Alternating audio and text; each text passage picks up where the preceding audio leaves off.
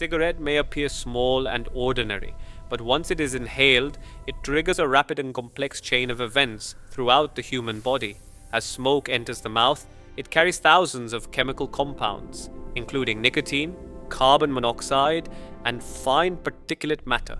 These substances are not filtered out by the body at this stage.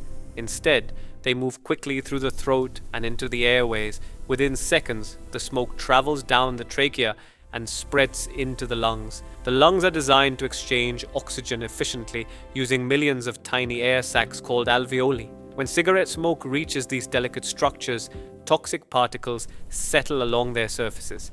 At the alveolar level, nicotine and other chemicals pass directly into nearby blood vessels. This transfer happens extremely fast. Within just a few seconds of inhalation, nicotine is already circulating through the bloodstream. As blood flows back to the heart, these chemicals are pumped throughout the body.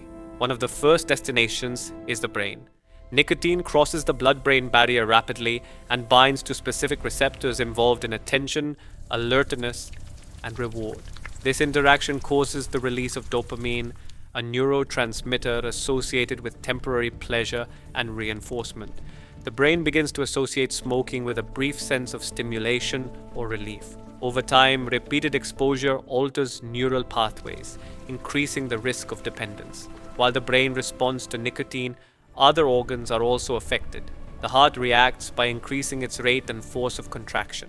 Blood vessels narrow slightly, which raises blood pressure and reduces the flow of oxygen-rich blood to tissues. At the same time, carbon monoxide from cigarette smoke binds to red blood cells more strongly than oxygen does. This reduces the blood's ability to deliver oxygen efficiently, forcing the heart and lungs to work harder to meet the body's needs. Not all smoke particles are exhaled. Some dissolve into saliva and are swallowed. These substances pass through the esophagus and enter the stomach.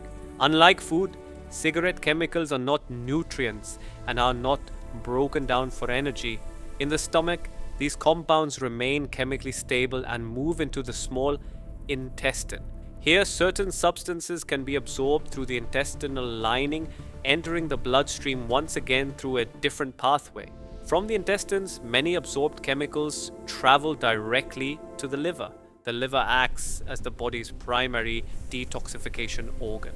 It works continuously to modify and neutralize harmful substances so they can be removed.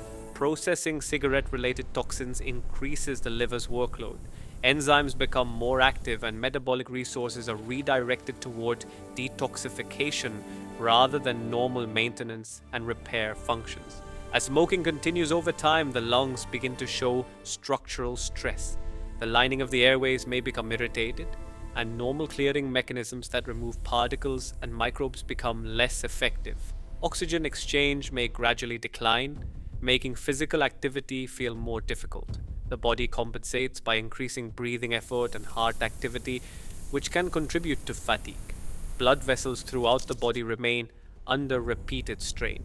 Reduced flexibility and persistent narrowing can affect circulation to the brain, muscles, and other organs. At the cellular level, exposure to cigarette toxins can interfere with mitochondria, the structures responsible for producing energy. When cells generate energy less efficiently, tissues may experience reduced endurance and slower recovery. The nervous system is also affected beyond the brain. Stress-related hormones may be released more frequently, keeping the body in a heightened state of alertness. Over time, this can disrupt normal balance and regulation. Importantly, the body does attempt to repair itself. Detoxification systems, immune responses, and cellular repair mechanisms work continuously to counteract damage. However, repeated exposure can overwhelm these defenses. The effects of smoking are not caused by a single organ failure or sudden event. They develop gradually through repeated interactions at the molecular, cellular, and systemic levels. Understanding these internal processes helps explain why cigarette use impacts so many parts of the body at once, and why reducing or avoiding exposure allows the body's natural recovery systems to function more effectively. What begins as a single inhalation becomes a whole body experience, unfolding silently beneath the surface.